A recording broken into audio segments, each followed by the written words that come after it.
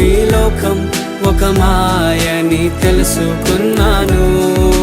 ఏది నా సొంతం కాదనుకున్నాను. తప్పిపోయిన కుమారుని నేనైతే నా కొరకై నిరీక్షించే తండ్రి నా యేసు. తప్పిపోయిన కుమారుని నేనైతే నా కొరకై నిరీక్షించే తండ్రి నా యేసు. ఈ లోకమంతా నేను వెతకినా నాకు లేదయ్యా ఎక్కడా ఆనందం. నీ సన్నిధిలో ఒక్క క్షణం